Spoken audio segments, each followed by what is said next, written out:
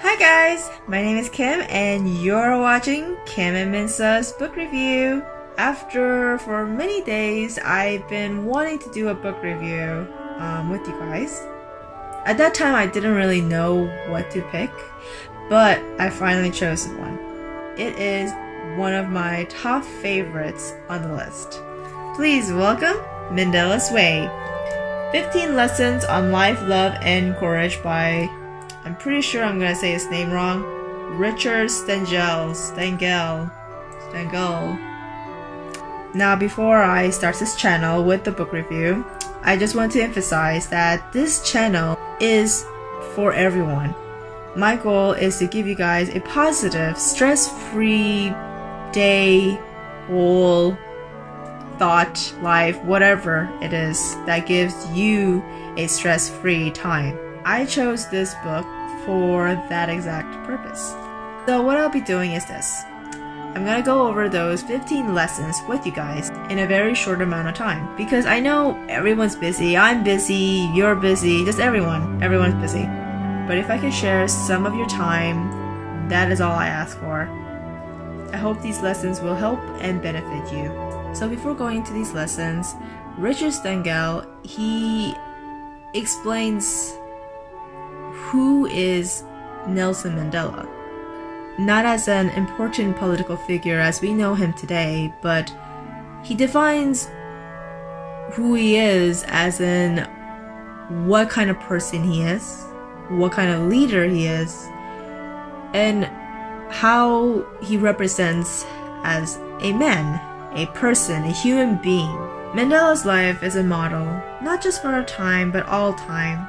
The lessons you are about to read are those that I believe he learned not only in prison, but over the course of his whole life. They are among the things that make him a leader and an exemplary human being. No, not everyone can be Nelson Mandela. He would tell you to be grateful for that. Fortunately, few of us have to endure in our own lives what he had to endure in his. But that does not mean these lessons are not applicable to our daily lives. They are. I know, because my life has been deepened by them. For Mandela, prison distilled the lessons of life and leadership, and I have attempted to do the same in this book. You can learn them at a fraction of the cost that he had to pay. So, without further ado, let's go in and see if they are applicable to your life and to my life. The first chapter or lesson is called Courage is not the absence of fear. Learn to overcome it. Courage is not the absence of fear. I can pretend that I'm brave. Fearlessness is stupidity. Courage is not letting the fear defeat you. Pretend to be brave and you will not only become brave, you are brave. None of us is born courageous. Even if you pretend to be brave, that's still courageous. It's better than letting your fear overcome you. Even if it's like a small thing, like ordering something at a foreign country when you don't know the words or culture or anything in that country, you just, you have to point, you have to start dancing around and telling them what you want to order. That's still brave, that's still courageous of you. To a bigger thing, like standing up to a bully or admitting to your crush that you really like him or her. Chapter 2. Be measured. Let's be calm, control, don't hurry, think, analyze, then act.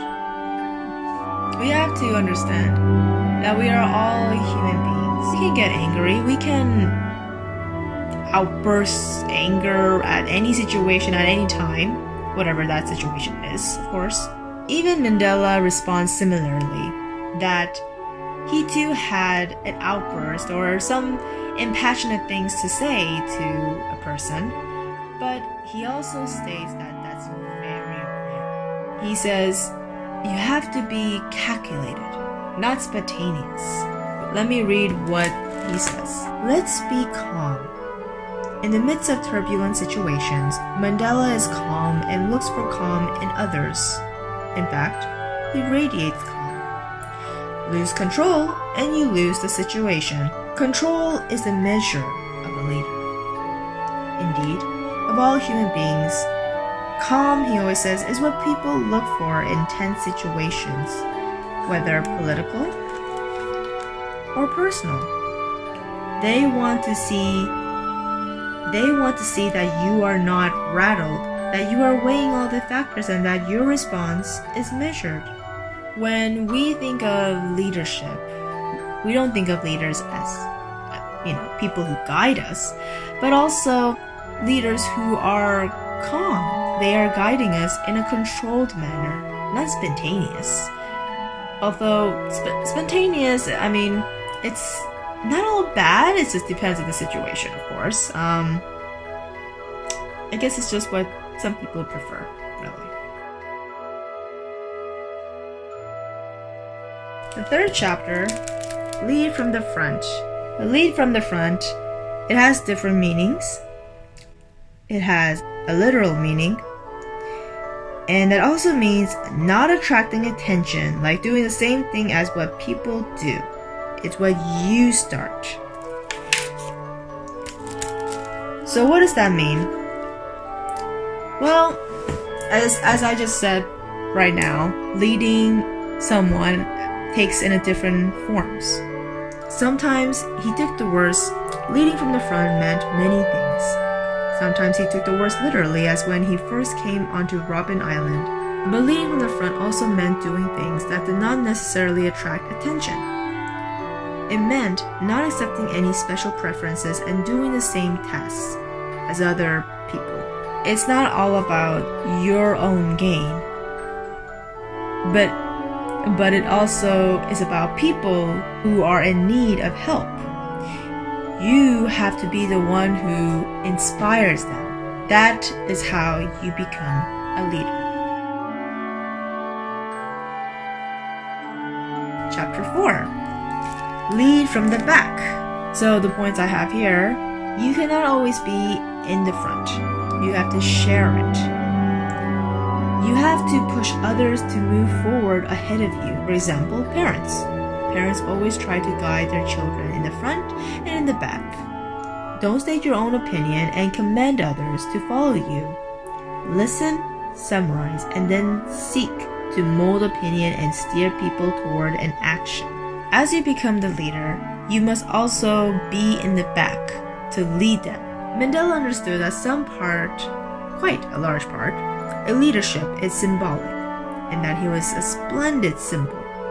But he knew that he could not always be in the front, and that his own great goal could die unless he empowered others to lead. In the language of basketball, he wanted the ball, but he understood that he had to pass to others and let them shoot. Mandela genuinely believed in the virtues of the team, and he knew that to get the best out of his own people, he had to make sure that they partook of the glory, and even more important, that they felt they were influencing his decisions. Alright guys, last lesson for today. Look the part. Appearances matter. We have one chance, only one chance, to make a first impression. Always look and play the part. Always be the first. For example, clapping, standing up, reading, discipline, smile. Always, always smile. We strive to judge people by the content of their character, but Nelson Mandela understood that sometimes the best way to help others see your character is by how you appear. He would never tell anyone not to judge a book by its cover, because he knows we all do. Although he is a man of substance, he would say that it makes no sense not to judge by appearances. Appearances matter, and we have only one chance to make a first impression. It's kind of strange. Usually, people will say, don't judge a book by its cover, but I mean, Mandela is saying kind of both in honest ways. One is telling you, you shouldn't judge, but at the same time, it's hard not to judge. So that is why he clearly says appearances do matter, and we only have one chance to make that first impression. Alright guys, so that was my first 5 lessons for today for you guys. We will continue later, maybe 5 more. So keep on watching. Leave your comments on the comment section about this book, about the lessons, how they apply to your life, whether they really helped you or not. And remember, this is a stress-free environment. So, no hating. Dislikes, that's fine. I can understand that. But no hate. Alright. See you guys later. Bye! Oh, and don't forget to subscribe.